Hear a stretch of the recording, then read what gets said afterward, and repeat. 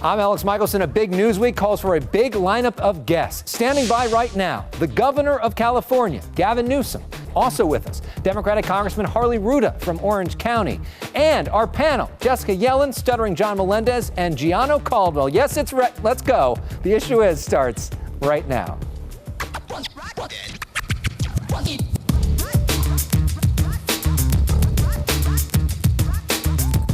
And welcome to a very special edition of The Issue Is. I'm Alex Michaelson, and joining us now is the governor of California, Gavin Newsom, who just marked 100 days in office. Governor, thanks for being with us. It's great to be with you. I know you have a whole lot of accomplishments that you're proud of, but what is the proudest accomplishment? What are the accomplishments that you're most proud of in terms of your time as governor? I think just, standing tall for the values of the state, having the backs of the diverse communities in the state of California, not just resisting Trump and Trumpism, but I think painting a positive alternative. Another big issue for you is this trip that you recently made to El Salvador. Some critics, though, have questioned whether you should have made the trip at all. George Skelton in the LA Times saying you should be focusing on California problems instead. How do you respond to that? And what specifically did you learn in El Salvador by actually being on the ground? Well, I did focus on California. We have the largest El Salvadoran population in the United States. I wanted to put a human face on immigration. I wanted to push back against Trump and Trumpism in a more meaningful way. I went to El Salvador because I wanted to understand more about what's happening with MS-13. I wanted to learn more about what's happening with the 18th Street Gang. I learned about INL, MCC, not just U.S. aid. I'm more prepared as governor to do the job of governing a diverse state, more prepared to address the issue of Trump and Trumpism, who's attacking the state on the issue of legal asylum seekers coming from El Salvador, had I otherwise not gone to El Salvador for 72 hours. But not all of those critics are even conservatives. Cher, of all people, who's a longtime Democratic activist, put up a tweet that's gotten a lot of attention. This is what she said. We want to put it up on the screen for you. She said that, "I understand helping struggling immigrants, but my city, Los Angeles, isn't taking care of its own. What about the 50,000 plus citizens who live on the streets, people who live below poverty line and hungry? If my state can't take care of its own, many are vets, how can it take care of more?" Basically, the point being, we've got so many problems here. Why are we trying to solve problems in other places? How do you respond to that? Well, we're not isolated. There's an interdependence. You've got mixed status families. You've got folks coming from El Salvador that have been here with family members back in El Salvador and vice versa. The fact is, let me break this apart. The fact is, there are 2 points that I'd like to make on this. Number one is we are aggressively addressing the issue of homelessness. My budget reflects an historic investment in addressing the issues of homelessness, not just short-term issues, but the longer-term strategies to focus on housing and supportive services. So on that point, I just want folks to know that is a top priority. But let me make a second point. And with all due respect, El Salvadorans are some of the hardest workers in the United States of America, and some of the most privileged in our country are direct beneficiaries of their hard work. I, with all due respect, think we can do both. I don't want to pit one group, one issue against the other. Well, speaking of that, our country is full. Those are words that President Trump spoke at the southern border. I was actually with him for that trip. Asked him actually about your criticism of that during that time. He's been recently suggesting that migrants should be sent to sanctuary cities. Of course, California is a sanctuary state. Should California as a state bear more of the burden of migrants into this country because we are a sanctuary state? Is the president right on that one?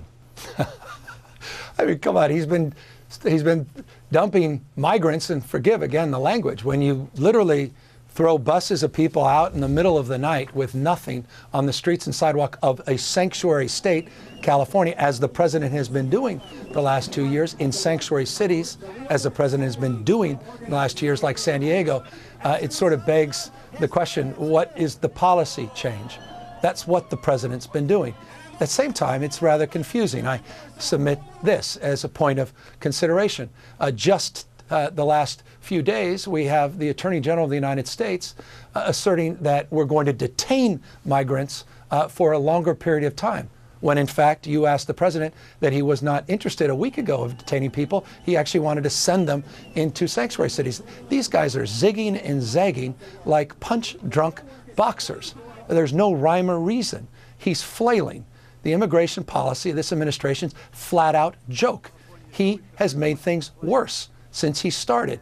Nothing he has done has worked. We're trying to be partners, but it's very difficult with an administration that simply doesn't know what it's doing on the issue of immigration. Oh, you just called the president policy punch-drunk boxers, which is very different than the dynamic that we saw a couple months back when you guys were in Malibu together and the president embraced you. What's your dynamic like behind the scenes? What is? Do you guys talk on the phone? I mean, what is your relationship like with the president? I can't say this enough, and I mean it at the core of my soul. I want to work with the President of the United States, and forgive me, I know some people say, how dare you? But I do. He's the president. I respect his office. I went out of my way to get to know him personally. I spent 7 hours with him in the visit you referenced. I seek those areas where we can collaborate. But boy, I will stand tall and strong defending the diversity of this state. Probably the story that got the most attention of any of those days was your decision to halt the death penalty in California, which a lot of people celebrated, but then a lot of people criticized as well, in part because in 2016, California voters actually voted to make the death penalty sped up in this state. Why were the voters in California wrong in 2016? Well, I didn't know they were aware, subsequent to that vote, an individual that spent close to 26 years on death row was exonerated of his crime, was released. He otherwise would have been killed in a premeditated manner by the state. It's a tough issue. I respect your question. I respect those that disagree with me. And I express this deep appreciation of how people feel on this. But just know I cannot sign off on the execution of people, knowing how racially unbalanced our criminal justice system and how on an issue of socioeconomics we do not do justice in our system in this day. What's we looking forward to in the next 100 days? The budget, our work on earned income tax credit, preschool programming, stabilizing the cost of higher education, second-year free community college, the work we're doing on health care and expanding subsidies, all of that's in the budget. There's so many wonderful things. Paying down debt, 100% of our debt, historic rainy day reserves, paying down pension obligations. That's the most exciting thing in front of us, at least from my perspective, in the next 100 days. I was going to play a little game with you, but I'll get to the most important question. Favorite director? Steven Spielberg or Jennifer Siebel Newsom? Now, Spielberg's been a big supporter of mine, but no bigger supporter than Jennifer Siebel Newsom, who's just premiered her newest film, The Great American Lie, about wealth and income inequality, social mobility in the United States, and the American dream, the California dream, being in peril. Well, I'm sure she'll like that plug. And she should come on the show. We thank you for being our first ever guest when we were on in Los Angeles, and now that we're on in San Francisco, we're great to have you on one of our first shows. You know we like to play music on the show, so we're going to go out with one of your favorites, which is from Common, who played your inauguration night and your election night as well. So a little glory from Common, as we say, thanks to Governor Gavin Newsom. Thanks, Governor.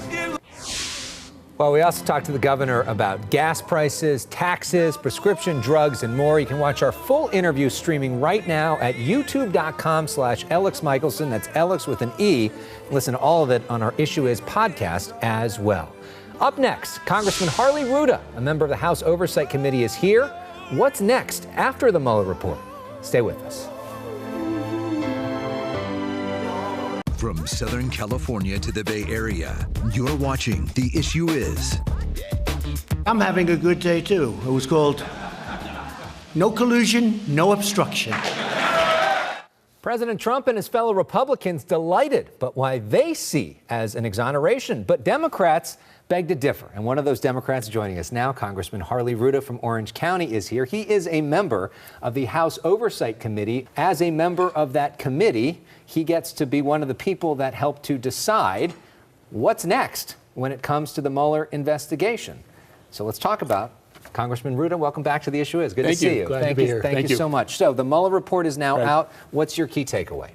What we found out from the Mueller report, clearly the first instance of Russian interference in our election is widespread and massive, and that we aren't taking appropriate actions to address that. So the Mueller reports obviously played a significant role in making very clear that we have action to take. The second part is probably the gist of your question. What's next as we look at how we manage through that massive amount of information in the Mueller report?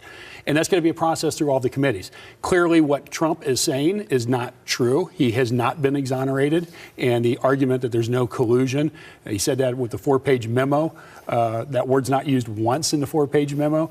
And so we've got to stay focused as what actually the report says. Democratic leadership has said that Robert Mueller should testify. Do you agree with that? And do you support a subpoena of Mueller? Well, I don't think you need to subpoena Mueller, and I'm sure he'll be happy to testify. And I think it is important for the American people to have a full understanding. You know, I will tell you this. I have not read the full report yet, but I am getting through it. All you have to do is read the table of contents in the first 10 pages, and your jaw will drop on the ground. And I want to share this with your viewers. I used to be a Republican, and I'm a Democrat now as an independent for 18 years. And when I look at these things, I try to look at it objectively. And if this was a Democratic president, I would be equally desirous of knowing what has transpired here. And I think we have an obligation to the American public to do so. So there's one big question that a lot of Democrats have been talking about. This is something that I asked you when you were here on The Issue Is back in August. Here's what you said. Should President Trump be impeached? We need to wait till Mueller's investigation is complete. First up, I think you're wearing the same suit. This is a different suit. Okay. I think I'm wearing the same tie. I think you are. It's amazing how that happens. Beyond that, now we've seen the report. What should happen? Should President Trump be impeached? Did he obstruct justice? Well, I'm torn, to be honest, because when I look at the report, and there's certainly actionable items to begin impeachment. And we certainly should hold our president to a higher level, a higher standard than criminal activity or the ability to indict him based on the evidence alone. But I also want to get things done. I did not get elected by the constituents of Orange County to go to Washington to impeach Trump. I went there to get the work that our country desperately deserves. You represent the people of Orange County. Right. You've now been there for more than 100 days. Right. What is your proudest accomplishment so far of something you specifically have gotten done for your constituents in Orange County? Well, quite a bit. There's no freshman that's passed more measures in this House than I have, and many of them are bipartisan. Many of them I hope will get all the way through the Senate and the President. Obviously doing quite a bit also with constituents as far as services to them, whether it's helping them get their veteran obligations, whether it is Medicare, Medicaid issues, whether it is appropriation bills to hopefully bring important transportation and infrastructure dollars back to the county. So I'm proud of all the hard work my team is doing. We like to play some games on this show. Okay. So we're going to do a game called Either Or. Okay. So this is some tough questions that put you either this or either that, okay, to get to know you a little bit better. And it's, let's have some fun. Okay. So first one is beaches or mountains? Beaches. That's easy here in Southern California. I do like the mountains. I do like to ski, but beaches. And you represent like Huntington Beach and some of the great 80% of the things. coastline of Orange County. Yeah. Wine or beer? Wine.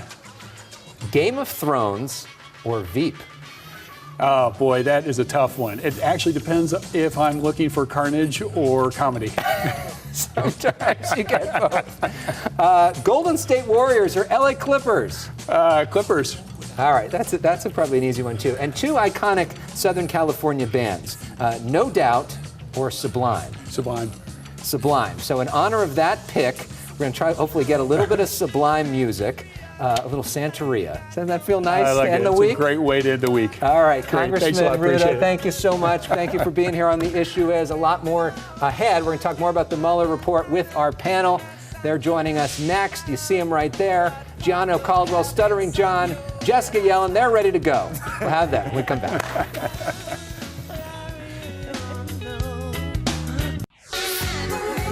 Welcome back. I feel a lot of happiness because many of our all-time favorite panelists are all here together, including Jessica Yellin. She's a journalist, the former chief White House correspondent for CNN, and now a successful novelist. Her new book, titled Savage News, the tale of an aspiring White House reporter who has to compete with a spoiled frat boy for a permanent job with her network. No, it wasn't me. Wasn't me.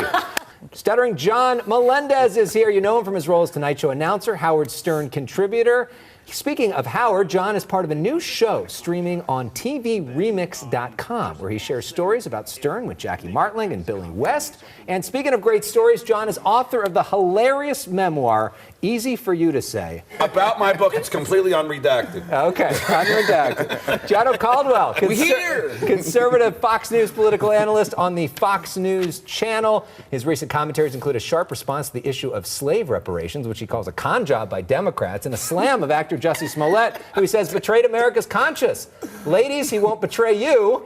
Yes, he's single. And if you want to DM him, it's at Gianno Caldwell on Instagram. Slip into the DMs, baby. Well, I got to be conservative, Fox. I know, I'm already Fox's political. You're too charming to be conservative. Oh, man. I hear that a lot.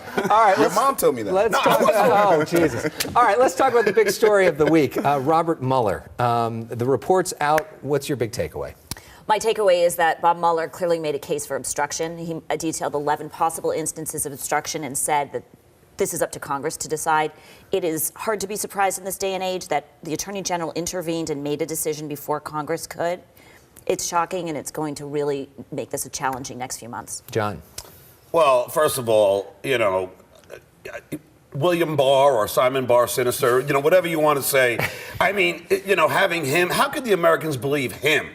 I mean, he's a Trump appointee. He's a Trump guy. How can we trust him with this report? That's like entrusting Charlie Sheen with your Coke. Do you know what I mean? That's like entrusting Felicity Huffman to grade her kid's report card. I mean, how do we trust this guy? He's Trump's guy. But do you trust Bob Mueller? Because now we're seeing Mueller's actually right. We haven't seen the unredacted report yet. Yeah. It is the role of the Attorney General to be neutral. Let's just say that. Other appointed Attorney Generals have tried to take a position of neutrality. You think Chocolate Bar is being, you think he's being neutral here? No, I don't. We need to move on. The American people don't care about this witch hunt. And that's what it literally is. And I'm going to tell you why. Because the majority of Americans do a poll done saying over 50% of Americans believe that it was a witch hunt. There are laws in this country, and if we have found our president to be on the wrong side of them, there should be action taken. The president tweeting out about this topic, here's what he had to say. It was not necessary for me to respond to statements made in the report about me, some of which are total bull blank. Gianno, should the president be using profanity like that as the president of the United States? Well, no, he shouldn't. But there's a lot of things that I agree that he shouldn't be doing, but he still has done. But this is the new normal in which we're in. If you don't like it, you vote for someone else. Does this report change any minds? Because going into this, Republicans think that President Trump is a job-creating savior. Democrats think he's a corrupt liar. Has anybody's minds changed on this? Yes, in the middle. I think there's 30% that will never view him differently on the right and the left, and the middle is up for grabs.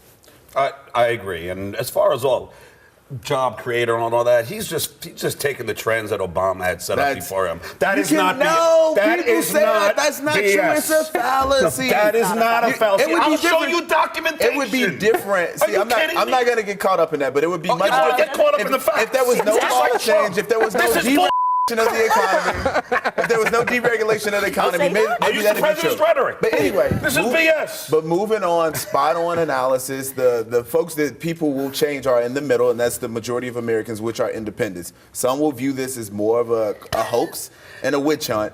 And then others will say, hey, he is corrupt. So that's just what it is. We'd love if you would join us for a special podcast with Jessica Yellin about her new book, Savage News. We're also talking about her interviews with all the recent presidents and what really goes on behind the scenes in cable news. I don't know if you actually really want to know that. Check out The Issue Is podcast wherever you stream. You can listen to all of our past shows and digital extras, including a recent podcast we did with Stuttering John as well. Gianno, we need you to do a podcast I would love to. soon as well. Up next, the biggest story in California politics this week. We'll be back with that right after this. I said bull because I figured you could edit that bit too. Well, thanks for saying it a second time.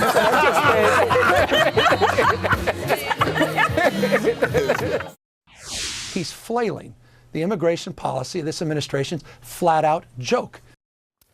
Gavin Newsom, the governor, making news on our show earlier this week, marking 100 days of the Newsom administration. Back with our panel, Gianno Caldwell, Stuttering John Melendez, Jessica Yellin. Quickly around the table, your report card so far for Governor Newsom. I think he can do a lot better. D-. I personally think he's doing a great job. Now he wants to turn old hotels into homeless shelters, which is great. They'll have a new slogan, I will leave the lights on for you, and you never have to worry about them stealing any soap. But you thought the Red Roof Inn smelled bad before. But no, He sees California as a bulwark against Trump. He's been very aggressive in upping the lawsuits. I would like to see him do more. I'm sad about this high-speed rail position. Meanwhile, we're disenfranchised because he's focused on Trump and not the citizens of the state of California. No, Trump is focused on California, and he is just combating Trump. That's again. Okay, again, we're going to have to stop at some point. So we want to say thank you, everybody, for watching. We want to wish you a happy Easter that can bring people together. Happy Passover if you're celebrating. Have a great weekend. We'll see you next week right here on The Issue Is. Here comes Peter Cottontail, walking by the bunny trail. All right.